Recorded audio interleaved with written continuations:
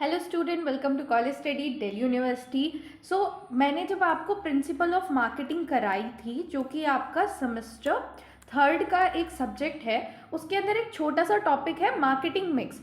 No doubt ये topic बहुत ही important है। ये टॉपिक मुझसे छूट गया था, तो मैं इस वीडियो में ये मार्केटिंग मिक्स का टॉपिक ही कवर कराने वाली हूँ। तो चलिए शुरू करते हैं।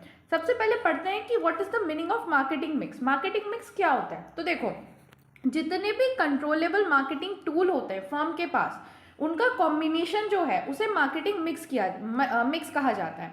इनको यूज करके मार्केटिंग ऑब्जेक्टिव को अचीव किया जाता है टारगेट मार्केट के अंदर। तो सिंपल वर्ड में कहूँ तो मार्केटिंग मिक्स एक स्ट्रैटेजी है जिसमें हम ये डिसाइड करते हैं कि हमें क्या बेचना है, किस प्राइस पे बेचना है, कहाँ बेचना है और किस तरीके से उसे प्रमोट करना है। ठीक है, तो मार्केटिंग मिक्स की एक जो प्रॉपर डेफिनेशन है अकॉर्डिंग टू स्कॉलर, वो भी मैंने दे रखी है। देखो, अगर आपको स्कॉलर का नाम याद रहता है और एज इट इज डेफिनेशन याद रहती है, तब तो आपको इसे इन्वर्टेड कॉमा में लिख के आना है। बट अगर आपको एज इट इज डेफिनेशन याद नहीं है, तो आप स्कॉलर का नाम तो लिख सकते हो, बट इसे इन्वर्टेड में मत लिख कर आना, वरना वो गलत हो जाएगा। ठीक है, कई बार बच्चे मिस्टेक करते हैं, इसलिए मैंने बता दिया। देखो, मार्केटिंग मिक्स के अंदर 4 पीस होते हैं। वो कौन से 4 पीस होते हैं? That is product, price, promotion and place. ठीक है, ये 4 पी होते हैं। अब न्यू कॉन्सेप्ट के हिसाब से ये 3 पी इसमें और ऐड कर लिए गए, दैट इज पीपल, प्रोसेस और फिजिकल एविडेंस। बट अगर आपको आता है कि आपको मार्केटिंग मिक्स बताना है, तो आपको ये 4 ही मेन लिख कर आने हैं। ठीक है, तो चलो अब इनको डिटेल में पढ़ लेते हैं। सबसे पहले हमारा आता है प्रोडक्ट। प्रोडक्ट क्या होता है? देखो, product is anything that is offer to the market और जिससे कंज्यूमर की जो नीड और वांट है वो सेटिस्फाई हो। ये मतलब ऐसा नहीं है कि प्रोडक्ट का मतलब सिर्फ आपका फिजिकल गुड होता है, नहीं, इसके अंदर सब कुछ आता है, both tangible and intangible offering, जो कि कस्टमर को वैल्यू प्रोवाइड करते हैं। प्रोडक्ट एक कोर एलिमेंट ऑफ मार्केटिंग की तरह काम करता है, क्योंकि सारी मार्केटिंग एक्टिविटी प्रोडक्ट के अराउंड ही रिवॉल्व करती है। प्रोडक्ट के बगैर कुछ और होगा ही नहीं। मतलब अगर प्रोडक्ट नहीं है तो फिर ना तो कोई एक्सचेंज प्रोसेस होगा, प्रोडक्ट नहीं है तो आप प्राइस कैसे डिसाइड करोगे, किस चीज़ को प्रमोट करोगे। सो प्रोडक्ट इज समथिंग जो कि कोर है। ठीक है, अब देखते हैं व्हाट अ प्रोडक्ट में इंक्लूड। प्रोडक्ट के अंदर क्या क्या आ सकता है? तो सबसे पहले तो फिजिकल गुड्स। ठीक है, जैसे आपका साबुन, मोबाइल फोन, क्लोथ्स, टेलीविजन, वो सब कुछ आ सकता है जिसे भी आप टच कर सकते हो, that is tangible item. Then services. Services क्या है? ये इंटेंजिबल है, आप इन्हें स्टोर नहीं कर सकते हो। ठीक है, जैसे banking, insurance, education, health care. Customer जो है इनकी परफॉर्मेंस या एक्सपीरियंस के लिए पे करता है। ठीक है, देन आइडिया। आइडिया क्या होता है? Marketing is not limited to consumer product. Idea का मतलब क्या है? जैसे आपका आइडिया है save environment, say no to plastic, polio irrigation, तो ये सारे जो हैं ये भी हमारे जो है वो प्रोडक्ट के अंदर आते हैं। आइडिया भी प्रोडक्ट के अंदर आता है। Then experience. एक्सपीरियंस का मतलब क्या होता है? जो मेमोरेबल एक्सपीरियंस आपको प्रोवाइड करे, that is product under the experience. जैसे टूरिज्म, इवेंट्स। वैल्यू लाई ना इमोशनल सेटिस्फेक्शन, एंजॉयमेंट। यहाँ जो इसकी वैल्यू है वो इस चीज़ में लाई करती है कि आपको इमोशनल सेटिस्फेक्शन मिलेगा, आप इंजॉय करोगे, तो this is what the experience. ठीक है, now we have the sub topic of this that product decision. Product decision क्या है? तो product decision are the strategic choice जो फर्म मेड करती है regarding nature and feature of the product. की product का नेचर और फीचर कैसा होगा, उस चीज़ के लिए प्रोडक्ट डिसीजन लिया जाता है। जैसे कि क्वालिटी। क्वालिटी का मतलब क्या है? कि प्रोडक्ट कितने अच्छे से अपने फंक्शन को परफॉर्म कर रहा है। हाई क्वालिटी कस्टमर के सेटिस्फेक्शन को इम्प्रूव करती है और ब्रांड लॉयल्टी भी बढ़ाती है। Then design. डिज़ाइन का मतलब क्या है? कि प्रोडक्ट आपका कैसा दिखेगा, उसका अपीयरेंस, स्टाइल, शेप कैसा होगा। इससे अट्रैक्टिव डिज़ाइन जो है ना, हमेशा वो प्रोडक्ट की अपील को और डिफ्रेंसिएशन को इंक्रीज करता है। लाइक अगर अभी किसका एग्जांपल ले सकते हैं हम, मैगी के पैकेट का ले लो, तो मैगी का जो आपका पैकेट होता है वो येलो कलर में आता है, आप सबको पता है। और जब वो स्टोर पे कहीं रखा होगा तो आपके माइंड में ऑलरेडी पता है कि येलो कलर का ऐसा मैगी का पैकेट होता है, आप अलग से उसे डिफ्रेंशिएट कर सकते हो। It's because of its design. Then features. Features क्या होता है? एडिशनल कैरेक्टरिस्टिक जो प्रोडक्ट की यूटिलिटी को बढ़ाते हैं, जैसे camera quality, battery life in a smartphone. ठीक है, then brand name. Brand name जो है वो आइडेंटिफाइंग और डिफ्रेंशिएटिंग अ प्रोडक्ट में हेल्प करता है कॉम्पिटिटर से। जैसे मैंने अभी एग्जांपल लिया मैगी का, तो मैगी का प्रोडक्ट येलो होता है, बट yippee का जो होता है वो ऑरेंज कलर का होता है, तो आप डिफ्रेंशिएट कर सकते हो मैगी को yippee से। ठीक है, तो this is because of the brand name, तुम्हारे माइंड में वो चीज़ ब्रांड एकदम ऑलरेडी पोजिशनिंग हो रखी है। ठीक है, देन पैकेजिंग। पैकेजिंग का मतलब क्या है? पैकेजिंग क्या करती है? प्रोटेक्ट करती है प्रोडक्ट को और प्रमोशनल टूल की तरह भी हेल्प करती है। अभी वही फिर से मैगी का ही एग्जांपल लेके बता रही हूँ कि देखो मैगी की जो पैकेजिंग है वो ऑलरेडी तुम्हारे दिमाग में सेट है, तो it will act as a promotional tool, ठीक है। और गुड पैकेजिंग कस्टमर को अट्रैक्ट करती है और उसके कन्वीनियंस को भी बढ़ाती है। जैसे कि जो ऑयल बॉटल्स होती है ना, उसमें आपने देखा होगा कि ऊपर जो उनका ऐसे एक होल होता है, बहुत ही पतला सा होता है ताकि ज़्यादा ऑयल ना निकल जाए। It is to improve your convenience, ठीक है। देन लेबलिंग, लेबलिंग क्या होती है? लेबलिंग ना पैकेजिंग के ऊपर जो आपकी वो सारी डिटेल लिखी होती है ना, जो आपको इन्फॉर्मेशन प्रोवाइड करती है प्रोडक्ट की, दैट इज लेबलिंग। जैसे प्राइस कितने का है, कौन कौन से इंग्रेडिएंट यूज़ करे हैं, वार्निंग यूज़ कैसे करना है, ठीक है। तो ये कंज्यूमर को प्रोटेक्ट करती है और इन्फॉर्म करती है उसके डिसीजन को लेके। अगर कुछ हेल्थ कॉन्शियस पर्सन है तो वो पहले ना प्रोडक्ट की डिटेल देखता है कि क्या क्या इसके अंदर इंक्लूड है, उसके हिसाब से फिर वो परचेस करता है। तो it is help you to make a inform decision. Then after sale service, देखो सर्विसेज जो परचेस के बाद प्रोवाइड की जाती है ना, उन्हें आफ्टर सेल सर्विस कहते हैं, जैसे वारंटी, रिपेयर, रिप्लेसमेंट, ठीक है। Good after sale service goodwill को इंप्रूव करती है और रिपीटेटिव परचेस को इनकरेज करती है। अगर आपने कहीं का मोबाइल खरीदा है, लाइक आपने सैमसंग का लिया या फिर एप्पल का ले लो, आपने अगर एप्पल का फ़ोन लिया है देन उसके बाद उसकी आफ्टर परचेस सर्विसेज बहुत अच्छी है, तो आप ना बार बार यही सोचोगे कि यार एप्पल की ना आफ्टर सेल जो सर्विस है वो बड़ी अच्छी है, तो मैं एप्पल ही खरीद लेता हूँ, ठीक है। Then we have the next sub topic, level of product. तो देखो प्रोडक्ट के अंदर 3 लेवल होती है। सबसे पहली है कोर प्रोडक्ट। कोर प्रोडक्ट मतलब जो बेसिक बेनिफिट या सर्विस कस्टमर एक्चुअली बाय कर रहा है। लाइक अगर मैं मोबाइल फ़ोन बाय कर रही हूँ तो मेरा एम क्या है कि मैं कम्युनिकेट कर सकूँ दूसरे पर्सन से, ठीक है, अपने घर पे कम्युनिकेट कर सकूँ। तो this is for mobile phone का कोर प्रोडक्ट क्या है, ठीक है। ये आंसर करता है क्वेश्चन को, कौन से क्वेश्चन को, why the customer buying the product, कि कस्टमर खरीद कौन सा रहा है। देखो ये मैंने क्वेश्चन जो अटैच करे हैं ना कि किस चीज़ को आंसर करता है, ये आपको हेल्प करेगा याद रखने में, क्योंकि कोर प्रोडक्ट, एक्चुअल प्रोडक्ट और ऑगमेंटेड प्रोडक्ट में याद रखने में बच्चों को दिक्कत बहुत होती है, ठीक है। Then we have the next product, actual product. Actual product मतलब फिजिकल फॉर्म क्या है प्रोडक्ट की, जो कस्टमर देख सकता है, इवल्यूट कर सकता है, लाइक ब्रांड नेम, फ़ोन का डिज़ाइन कैसा है, देन उसकी क्वालिटी कैसी है, फीचर, उसकी पैकेजिंग, ठीक है। जैसे ब्रांड नेम सैमसंग हो गया, बॉडी एकदम स्लिम बॉडी है, फीचर्स क्या है, कैमरा है, ऐप है, ये सब। Then augmented product. Augmented product का मतलब क्या है कि जो एडिशनल सर्विस या बेनिफिट प्रोवाइड करे जाते हैं जिससे कस्टमर का सेटिस्फेक्शन इन्हांस होता है। लाइक अगर आप मोबाइल फ़ोन खरीद रहे हो तो आपको वारंटी दे दी, free installments, after sale services, customer support. इससे क्या होता है कि जो फर्म है वो कॉम्पिटिटिव एडवांटेज गेन करता है, ठीक है।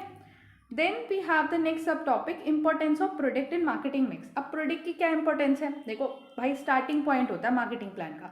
अगर प्रोडक्ट नहीं होगा तो तुम किस चीज़ का प्राइस डिसाइड करोगे, किस चीज़ को प्रमोट करोगे। Then price, promotion and distribution can not be decide without a product. Simple. Product determinants कौन होते हैं, एक तो मार्केट डिमांड। मार्केट डिमांड के हिसाब से हम प्रोडक्ट को देखते हैं, brand image, customer satisfaction and long term success of the firm. Without a product there is no marketing. Then we have the next topic that is price. हमारा next P क्या है, प्राइस। अब price क्या होता है, देखो price का मतलब है amount of money that customer पे टू एक्वायर अ प्रोडक्ट और सर्विसेज। आप कुछ भी सामान खरीदते हो उसके बदले में जो पैसे आप देते हो ना, दैट इज प्राइस। ये रिप्रेजेंट करता है वैल्यू ऑफ प्रोडक्ट को, जो मॉनेटरी टर्म में एक्सप्रेस करी जाती है। प्राइस बहुत ही क्रूशल है, क्यों? क्योंकि ये सेल्स वॉल्यूम को अफेक्ट करता है, आपकी प्रॉफिटेबिलिटी डिटरमाइन करता है और कस्टमर के परसेप्शन क्या है आपकी क्वालिटी ऑफ प्रोडक्ट को लेके वो भी बताता है। प्राइस ही ओनली एलिमेंट है मार्केटिंग मिक्स का जो रेवेन्यू जनरेट करता है। बाकी सारे जितने एलिमेंट है वो आपकी सिर्फ कॉस्ट है, लेकिन रेवेन्यू जनरेशन सिर्फ प्राइस करता है। तो इसलिए प्राइस इज वेरी इंपॉर्टेंट, ठीक है। तो इंपॉर्टेंस ऑफ प्राइस यहाँ पे मैंने लिखी है, ऊपर जो समझा है वही सारी चीज़ें आप इसे आराम से पढ़ सकते हो। और हाँ, अगर आपको ये चाहिए ना पीडीएफ, तो मैं टेलीग्राम पे डाल दूंगी। टेलीग्राम का लिंक आपको डिस्क्रिप्शन बॉक्स में मिल जाएगा और फ्री में वहीं पे आपको ये पीडीएफ एक्सेस हो जाएगी, ठीक है। Then we have the pricing decision. अब देखो प्राइसिंग डिसीजन एक मैनेजरल डिसीजन है और ये बहुत ही इंपॉर्टेंट डिसीजन है क्योंकि आपके प्रॉफिट को और कस्टमर के सेटिस्फेक्शन को डायरेक्टली अफेक्ट करता है। अब क्या क्या चीज़ें हमें देखनी चाहिए प्राइसिंग डिसीजन लेते टाइम, तो सबसे पहले है प्राइसिंग पॉलिसी। प्राइसिंग पॉलिसी वो गाइडलाइन होती है जो फर्म फॉलो करता है प्राइस को फिक्स करते टाइम। जैसे कंपनी का ऑब्जेक्टिव क्या है, मार्केट की कंडीशन क्या चल रही है, कॉम्पिटिटिव स्ट्रैटेजी क्या है, ये सब ध्यान में रखते हुए हम प्राइस डिसाइड करते हैं। Then discount and allowance. Discount क्या होता है, जब हम अपने प्राइस को, मान लो मैं अपना जो एक प्रोडक्ट है वो 100 रुपये में बेच रही हूँ, उसे मैं जब कुछ डिस्काउंट पे दूँ, प्राइस रिड्यूस करके दूँ, लाइक 95 में दे रही हूँ, तो दैट इज द डिस्काउंट। और ये ऑफर किया जाता है ताकि जो बायर है वो ज़्यादा से ज़्यादा मेरे प्रोडक्ट को परचेस करे। तो 3 तरह के डिस्काउंट होते हैं, एक होता है trade discount, cash discount and quantity discount, ठीक है। और डिस्काउंट हेल्प करता है सेल्स को इंक्रीज करने में, और जो एक्सेसिव स्टॉक होता है मतलब ज़्यादा सामान बढ़ गया, इन्वेंट्री बहुत ज़्यादा हो गई है, उसको क्लियर करने में, ठीक है। Then next is credit term. Credit term ये बताता है कि कब और कैसे पेमेंट करना है। जैसे क्रेडिट पीरियड जो है 30 डेज का या 60 डेज का है, या फिर कंडीशन क्या है डिले पेमेंट की। क्रेडिट फैसिलिटी कस्टमर को अट्रैक्ट करती है, कौन से कस्टमर को, जिनके पास इमीडिएट कैश नहीं है। अभी उनके पास कैश नहीं है, लेकिन वो क्या करेंगे, क्रेडिट पे ले लेंगे कि 30 दिन के अंदर अंदर या इतनी इंस्टॉलमेंट में हम पेमेंट कर देंगे, ठीक है। Then payment period. Payment period का मतलब है कि कितना टाइम कस्टमर को दिया गया है पेमेंट करने के लिए आप परचेस करने के बाद। फ्लेक्सिबल पेमेंट मेथड जो है सेल को इंक्रीज करता है, कस्टमर की लॉयल्टी को बढ़ाता है और कॉम्पिटिटिवनेस पे इंक्रीज करता है। Then next sub topic is कौन कौन से फैक्टर हैं जो प्राइसिंग को अफेक्ट करते हैं, प्राइस को अफेक्ट करते हैं। तो देखो बहुत सारे इंटरनल एक्सटर्नल फैक्टर है। पहला कॉस्ट ऑफ प्रोडक्शन, मतलब तुम्हें प्रोडक्ट को बनाने में कितनी कॉस्ट आ रही है, वो सबसे इंपॉर्टेंट फैक्टर होता है। Minimum limit of the price जो होती है वो कॉस्ट ही होती है कि एटलीस्ट हमारी कॉस्ट कवर हो जाए, ठीक है। Next we have the customer purchasing power. Customer purchasing power क्या है कि कस्टमर की क्या एबिलिटी है पे करने की। अगर हम ऐसे कस्टमर को टारगेट कर रहे हैं जिनकी परचेसिंग पावर बहुत ही हाई है, तो ऑफकोर्स हम हाई प्राइस चार्ज कर सकते हैं। लेकिन अगर ऐसे कस्टमर है जिनकी परचेसिंग पावर लो है, तो उनको हम लोअर प्राइस ही चार्ज करेंगे, ठीक है। Then competition. अगर बहुत ज़्यादा कॉम्पिटिशन है तो उस केस में हमें अपना जो प्राइस है वो ऐसा रखना पड़ेगा जैसा हमारा कॉम्पिटिटिव का है, ठीक है। हमारे कॉम्पिटिटर का जैसा प्राइस है वैसा ही हमें रखना पड़ेगा। लेकिन अगर जो प्राइस मतलब कंपटीशन ज़्यादा नहीं है, हमारी थोड़ी मोनोपोली है, तो हम ज़्यादा प्राइस चार्ज कर ही सकते हैं, ठीक है। Then the demand. डिमांड का मतलब क्या है कि लोगों को कितना हमारा प्रोडक्ट पसंद आ रहा है, कितना उन्हें चाहिए, ठीक है। दैट इज विलिंगनेस टू पे। अगर हाई डिमांड है तो हाई प्राइस पॉसिबल है, लो डिमांड है तो प्राइस को हमें रिड्यूस करना ही पड़ेगा। Then government regulation. देखो गवर्नमेंट पॉलिसी भी प्राइस को कंट्रोल करती है ताकि वो प्रोटेक्ट कर सके पब्लिक के इंटरेस्ट को। तो जैसे प्राइस सीलिंग लगा दी या मिनिमम प्राइस लॉ लगा दिया, टैक्स एंड ड्यूटी लगा दी, ये सारी चीज़ें, ठीक है। Next we have the topic that is place और डिस्ट्रीब्यूशन। हमारा जो थर्ड पी है दैट इज प्लेस। प्लेस क्या होता है, देखो प्लेस के अंदर वो सारी एक्टिविटी या अरेंजमेंट आती हैं जिसकी हेल्प से हम प्रोडक्ट को प्रोड्यूसर से फाइनल कंज्यूमर तक पहुंचाते हैं। ये आंसर करता है क्वेश्चंस का, जैसे कि किस तरीके कहाँ प्रोडक्ट बिकेगा, किस तरीके से वो कस्टमर तक पहुंचेगा। तो प्राइस मेनली डील करता है डिस्ट्रीब्यूशन चैनल से और फिजिकल मूवमेंट ऑफ गुड्स से, ताकि जो प्रोडक्ट है वो राइट प्लेस पे, राइट टाइम पे और राइट क्वांटिटी में कंज्यूमर के लिए अवेलेबल हो। अब इसके अंदर आता है डिस्ट्रीब्यूशन डिसीजन। डिस्ट्रीब्यूशन डिसीजन क्या है कि इसके अंदर हम वो सारे डिसीजन लेते हैं जिसकी हेल्प से हम प्रोडक्ट को कस्टमर तक पहुंचा सकें, ठीक है। तो इसमें मेजर डिसीजन में पहला आता है selection of distribution channel. Distribution channel वो पाथ है जिसके थ्रू जो गुड्स है वो प्रोड्यूसर से कंज्यूमर तक पहुंचते हैं। अब इसमें डायरेक्ट सेलिंग भी आ सकता है कि मैन्युफैक्चरर डायरेक्ट कंज्यूमर को सेल करे, या फिर होलसेलर की हेल्प से, मतलब मैन्युफैक्चरर है, ठीक है, मैन्युफैक्चरर, देन उसके बाद ये होलसेलर तक जाएगा और फिर होलसेलर जो है वो कंज्यूमर को बेचेगा। या फिर इसमें ऐसा हो सकता है कि रिटेलर भी आ जाए। रिटेलर का मतलब क्या है कि यहाँ पे होलसेलर के बाद रिटेलर आएगा और फिर रिटेलर जो है वो कंज्यूमर तक पहुँचाएगा प्रोडक्ट को। इस तरीके से इसमें होता है। Then transportation. ट्रांसपोर्टेशन का मतलब इसमें क्या होता है कि हम ये देखते हैं कि फिजिकल मूवमेंट किस तरीके से होगा गुड्स का एक प्लेस से दूसरे प्लेस तक। जैसे रोडवे से जाना है, रेलवे से, एयरवे से, वाटरवे से, हम ये डिसाइड करते हैं। Then warehousing. Warehousing में क्या होता है कि देखो तुम्हें पता है कि वेयर हाउस क्या होता है। वेयर हाउस वो जगह होती है जहाँ पे हम गुड्स को कुछ टाइम के लिए स्टोर करके रखते हैं, दैट इज वेयर हाउस। तो वेयर हाउसिंग का मतलब storing goods until they are demanded in a market. इसका फंक्शन क्या होता है कि स्टेडी सप्लाई बनाए रखना, prevent the shortage, protect the goods and create the time utility. Time utility कैसे कि अभी डिमांड नहीं है, ठीक है, हम अभी वेयर हाउस में रख देंगे, जब डिमांड होगी, थोड़े प्राइसेस हाई होंगे तब हम बेचेंगे, ठीक है। Then inventory management. Inventory management में क्या आता है कि हम ऑप्टिमम लेवल ऑफ स्टॉक को मेंटेन करें ताकि ऐसा ना हो कि ओवर स्टॉक हो जाए और ऐसा भी ना हो कि हम स्टॉक आउट हो जाए, ठीक है। Then we have the next topic that is promotion. Promotion का मतलब क्या है, प्रमोशन के अंदर वो सारी एक्टिविटी आती हैं जो फर्म अंडरटेक करता है ताकि वो इन्फॉर्म कर सके, परसुएट कर सके और रिमाइंड कर सके कस्टमर को अपने प्रोडक्ट और सर्विस के बारे में। एक तरीके से कम्युनिकेशन प्रोसेस होता है जो प्रोड्यूसर से शुरू होता है और कंज्यूमर पे खत्म होता है, ठीक है। प्रमोशन को आप कह सकते हो कि कंपनी की वॉइस है, आवाज है ये कंपनी की in a market place. Now we have the sub topic promotion mix. Promotion tools या मिक्स, इसमें क्या होता है, देखो प्रमोशन ऐसा तो है नहीं किसी एक टूल से या एक की हेल्प से ही हम करेंगे, कई सारे टूल का हम यूज़ करते हैं, तो जब हम कॉम्बिनेशन ऑफ टूल यूज़ करते हैं उसे ही प्रमोशन मिक्स कहते हैं। अब इसमें पहला आता है एडवर्टाइजिंग। एडवर्टाइजिंग क्या होता है, वही जो टीवी पे, रेडियो पे, न्यूज़पेपर में तुम ऐड देखते हो, that is advertising. This is paid non personal form of communication like TV ad, newspaper ad, online advertising, ताकि हम लार्ज ऑडियंस तक जा पाए, ठीक है। Then personal selling. Personal selling में क्या आता है, जब इंश्योरेंस कंपनी वाले तुम्हारे घर पे आते हैं और तुम्हें बोलते हैं कि ये जो इंश्योरेंस स्कीम है इसको ले लो, या फिर कोई डिटर्जेंट का ऐड करने के लिए तुम्हारे घर तक आ रहा है, that is personal selling. Personal selling क्या होता है, it's a face to face interaction between the seller and buyer.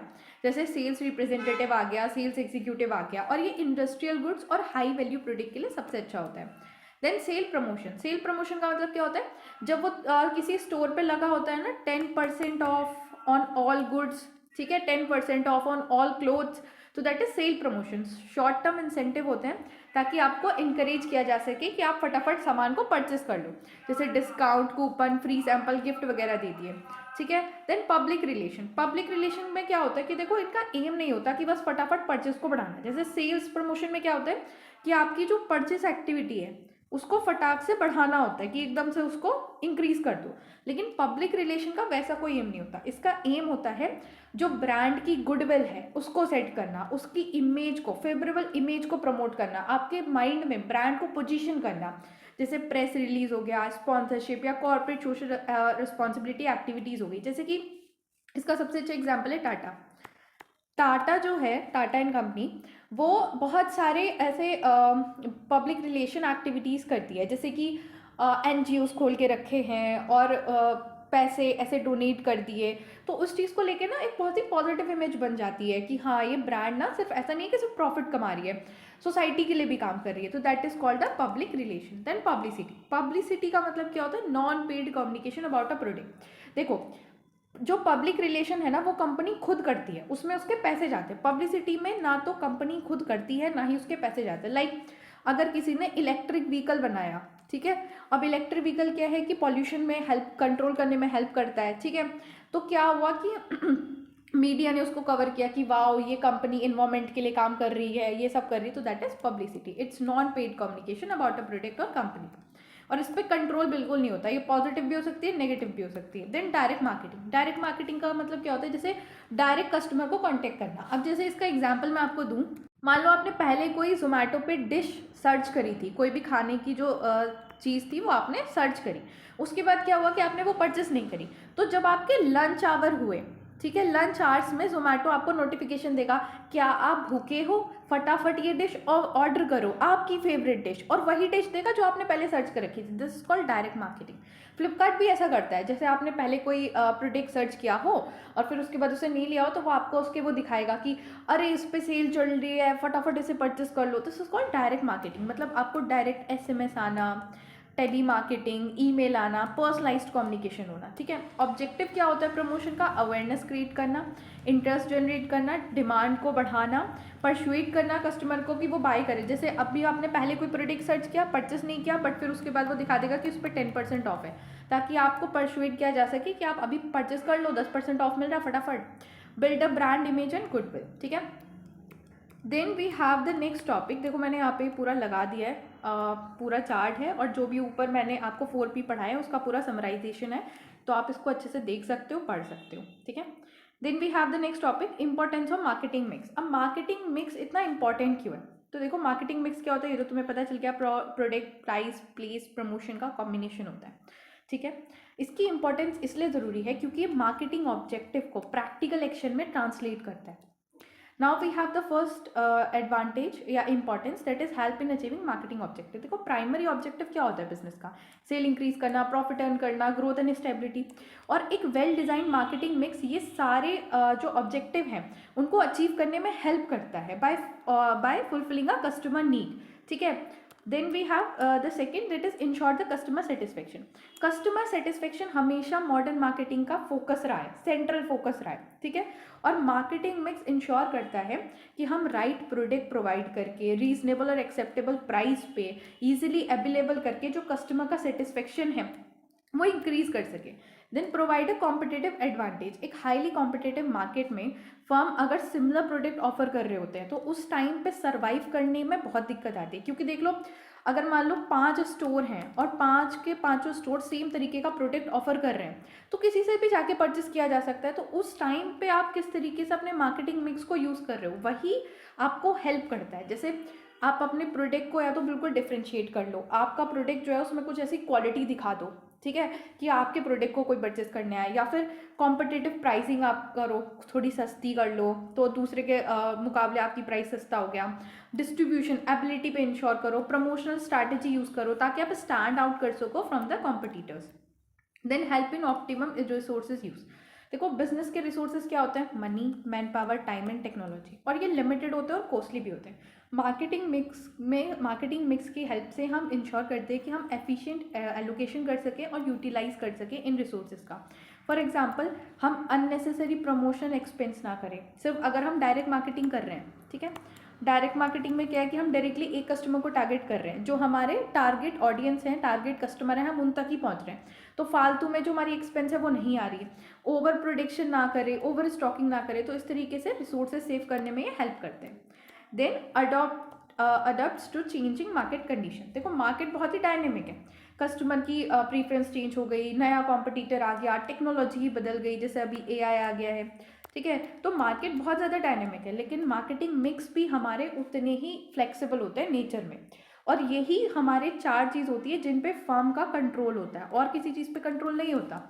तो इन्हीं को मॉडिफाई करके हम क्या कर सकते हैं, एक चेंजिंग मार्केट में सर्वाइव कर सकते हैं और एक चेंजिंग इन्वायरमेंट में अच्छे तरीके से ग्रो कर सकते हैं, ठीक है। Then we have the next topic, factors affecting marketing mix. Marketing mix में कौन कौन से फैक्टर्स अफेक्ट करते हैं? सो इंटरनल भी हैं, एक्सटर्नल भी हैं। देखते हैं पहले तो nature of product. Nature of product मतलब कैसा आपका प्रोडक्ट है, उस चीज़ से बहुत फर्क पड़ता है। अगर आपका प्रोडक्ट कंज्यूमर प्रोडक्ट है तो आप मास प्रमोशन करेंगे, एक्सटेंसिव डिस्ट्रीब्यूशन करेंगे, कॉम्पिटिटिव प्राइसिंग रखेंगे। लेकिन अगर इंडस्ट्रियल प्रोडक्ट है तो उस केस में आपको पर्सनल सेलिंग यूज़ करना पड़ेगा, लिमिटेड डिस्ट्रीब्यूशन, प्राइस को नेगोशिएट करना पड़ेगा। वैसे ही अगर आपका पेरिशेबल गुड है तो आपको क्विक डिस्ट्रीब्यूशन करना पड़ेगा। अब पेरिशेबल गुड्स क्या होता है, जैसे आपके फ्रूट्स हो गए, आपकी वेजिटेबल हो गई, जो बहुत जल्दी खराब हो जाते हैं, ओवर अ नाइट खराब हो जाते हैं, दैट इज पेरिशेबल गुड्स, ठीक है। देन उसके बाद आता है टारगेट मार्केट। हम कैसे मार्केट को टारगेट कर रहे हैं, हमारे टारगेट कस्टमर कैसे हैं, ठीक है, वो उसके अंदर कौन कौन से फैक्टर्स आते हैं कि एज क्या है, इनकम लेवल क्या है, ऑक्यूपेशन, प्रीफरेंस, बाइंग बिहेवियर। जैसे कि अगर हम रूरल मार्केट के लिए कोई प्रोडक्ट बना रहे हैं तो उसका प्राइस हमें कम रखना पड़ेगा, सिंपल प्रमोशन करेंगे हम, ठीक है। लेकिन अर्बन के लिए बना रहे हैं तो हम प्रीमियम प्राइसिंग रख सकते हैं और मॉडर्न प्रमोशन टूल हम यूज़ कर सकते हैं। देन कंपटीशन, कितना ज़्यादा कंपटीशन है इस बात से तो बहुत ज़्यादा फर्क पड़ता है। अगर कॉम्पिटिटिव मार्केट है, बहुत ही कॉम्पिटिटिव मार्केट है, तो हमें प्राइस भी कॉम्पिटिटर्स के हिसाब से रखना पड़ेगा, प्रमोशन बहुत ज़्यादा करना पड़ेगा, प्रोडक्ट को डिफ्रेंशिएट करना पड़ेगा। लेकिन अगर कॉम्पिटिशन कम है तो हम आराम से अपना प्राइस अपने हिसाब से सेट कर सकते हैं, और प्रमोशन के लिए भी ना इतनी कुछ वो नहीं है कि बहुत ज़्यादा प्रमोशन करना पड़ेगा। भाई हमारा ही प्रोडक्ट है मार्केट में, लोगों को रहत है कि हमारे पास ही आना पड़ेगा, ठीक है। Then marketing objective. Marketing objective क्या होते हैं कि जो फर्म इस्टेब्लिश है, लाइक तुम्हारी कोई फर्म है, तुम्हारा बिजनेस है, यू आर बिजनेसमैन, खुश हो जाओ तुम बिजनेसमैन बन गए। अब तुम्हारा ऑब्जेक्टिव क्या है कि भाई मुझे बस सेल्स इंक्रीज करनी है, या फिर तुम्हारा ऑब्जेक्टिव है कि नए मार्केट में एंटर करना है, सारे कंज्यूमर पे कब्जा करना है, ठीक है। तो उस हिसाब से आपको अपना मार्केटिंग मिक्स को डिज़ाइन करना पड़ता है। लाइक अगर सेल को मैक्सिमाइज करना है तो आपको प्राइस कम रखना पड़ेगा, प्रमोशन ज़्यादा करना पड़ेगा। ब्रांड बिल्ड करना है और आपने क्या सोचा कि मैं अपनी जो ब्रांड है ना वो एप्पल की तरह एकदम प्रीमियम बनाऊंगा, तो आपको प्रीमियम प्राइसिंग ही रखनी पड़ेगी और हैवी एडवर्टाइजिंग करना पड़ेगा, ठीक है। देन एक्सटर्नल इन्वायरमेंट्स में क्या आते हैं, एक्सटर्नल इन्वायरमेंट्स में वो सारी चीज़ें आती है जो आपकी अनकंट्रोलेबल फोर्सेस है और लेकिन आपके मार्केटिंग डिसीजन को अफेक्ट करती है, जैसे इकोनॉमिक कंडीशन, गवर्नमेंट की regulation, technological change, social culture factor, ठीक है। जैसे गवर्नमेंट के जो प्राइस कंट्रोल है वो आपके प्राइसिंग डिसीजन को अफेक्ट करेंगे। टेक्नोलॉजी चेंज हो गई तो आपको प्रोडक्ट को डिज़ाइन और अपना प्रमोशन भी चेंज करना पड़ेगा। सोशल ट्रेंड भी आपके प्रोडक्ट के फीचर को इन्फ्लुएंस करता है, ठीक है। तो इसी के साथ आपका ये जो पूरा टॉपिक था ये हो गया complete. So thanks for watching. Video को लाइक करो, चैनल को सब्सक्राइब करो और वीडियो को हाइप भी करो। और अगर आपको इसके नोट्स चाहिए तो आप हमारे टेलीग्राम चैनल ज्वाइन कर सकते हो। आपको लिंक जो है टेलीग्राम चैनल का वो डिस्क्रिप्शन बॉक्स में मिल जाएगा, तो वहाँ पे जाके आप आराम से इस PDF को फ्री में एक्सेस कर सकते हो। और